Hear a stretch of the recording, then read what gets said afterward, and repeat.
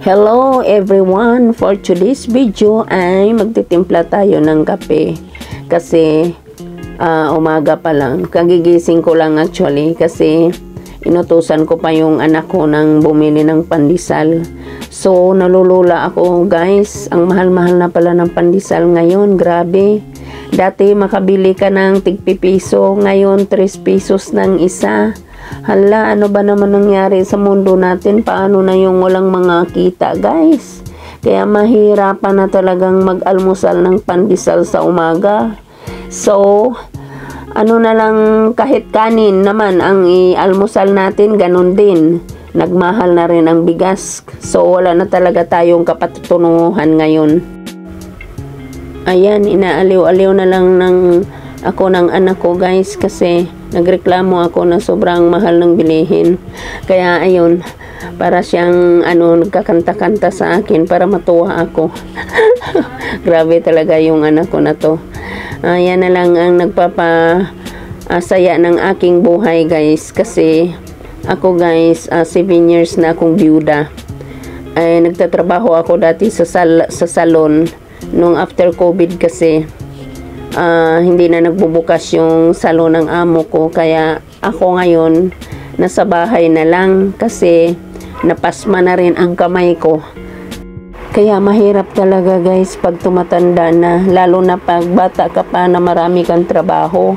Katulad ko, guys, kasi naranasan kong farmers noong ako'y kabataan pa. Umaakyat kami sa bundok, mangunguha kami ng kahoy o kaya magtanim kami ng kamuti para meron kaming maaani.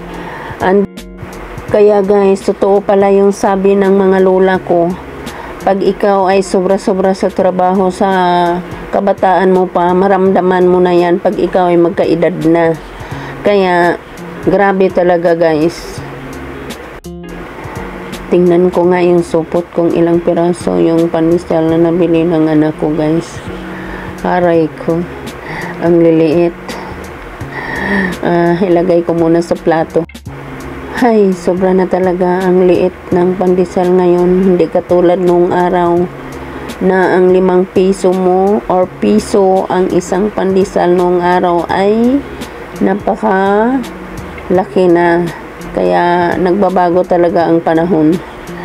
Ala, sabi ng anak ko, mayroon na akong nilagay sa'yo, ma, sa plato. Hindi ko naman napansin, guys, kasi panay ang tawer-wer ko rito. Charot.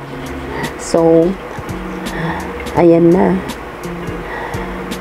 Kuha muna ako ng palaman kasi magpalaman tayo ng dairy cream. Almusal ng mga pangmahirap. Char. Ito, guys, yung aking almusal ngayon. I love you pa, no? Grabe talaga yung anak ko. 3 pa talaga ang nilagay sa plato. Talagang mahal talaga ako ng anak ko, guys. Kaya I'm very thankful sa lahat ng mga anak ko, guys, kasi love na love nila ako at love ko rin sila. Ala, grabe yung kape ko, guys. O, konti lang. Malagnaw.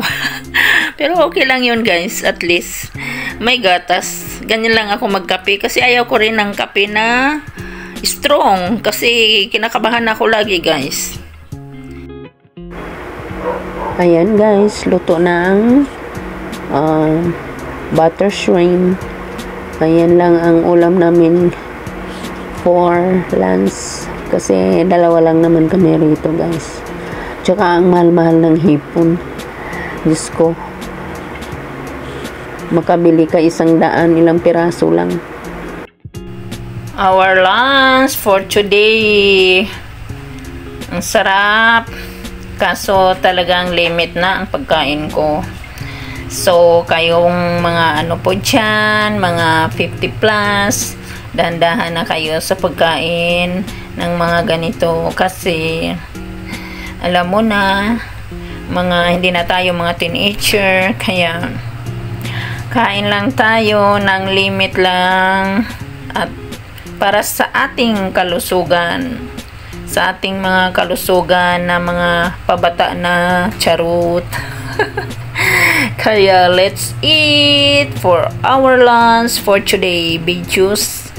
vlog. More vlog pa. Charot. Nagpapatawa lang ako, guys. Kasi actually, napakasarap talaga kumain ng hipon. This is my favorite. Kaso lang, limit na ako, guys. Kasi, kailangan natin kontrolin ng ating mga kinakain. Kasi, hindi na tayo pabata. Diba? Hello everyone! Kain tayo ng tanghalian. Pero actually, guys, ako'y magkakamay lang kasi naghugas naman ako 3 hours ago.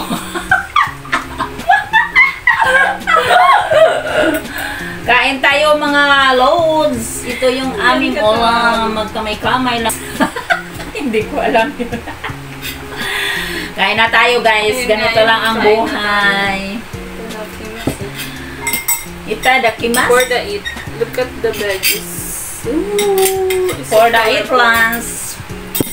The hipon-hipon. Mga taga-maybog dyan. Kain tayo ng hipon. Oh my God, sorry.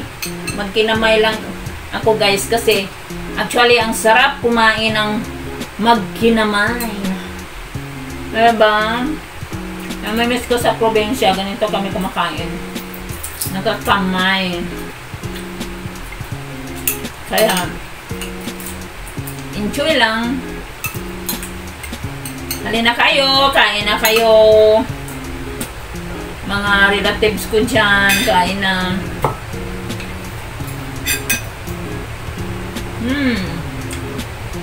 Yummy.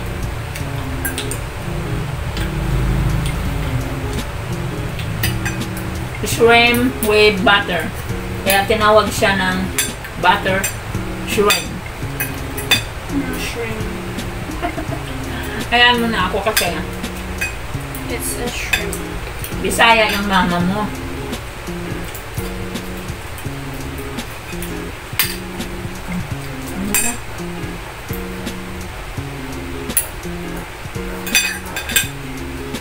Ito tayo ako. Nice na shrimp. Ano naman? Tumayo ka. Ikat mo. May sama rin ang noodles Iverson. So, siya naman. Siyempre, i-click ko yan. Kita na kapit ko.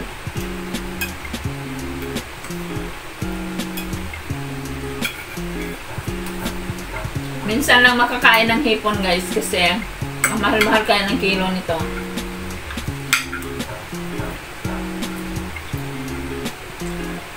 Today, my vlog is lunch today. Again, thank you for watching.